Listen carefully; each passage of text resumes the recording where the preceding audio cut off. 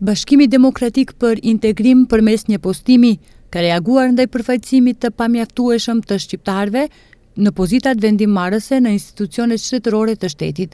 Bashkimi Demokratik për Integrim shpreh shqetësimin e thellë lidhur me raportimet e fundit mbi përfaqësimin e pamjaftueshëm të shqiptarëve në pozita vendimmarrëse në institucionet shtetërore të Republikës së Maqedonisë së Veriut.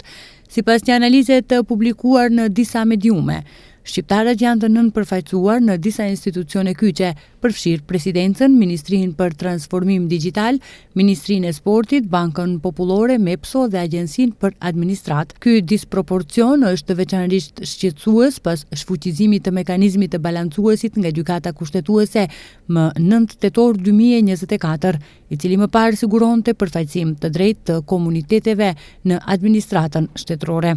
Pas këtij vendimi, mungesa e një zgjidhjeje të re ligjore ka çuar në përjashtimin e shqiptarëve nga pozitat kyçe të vendimmarrjes. BDI thekson se përfaqësimi i drejtë dhe adekuat i të gjitha komuniteteve është një shtyllë themelore e marrëveshjes së Ohrit dhe një parakusht për një shoqëri të barabartë dhe demokratike.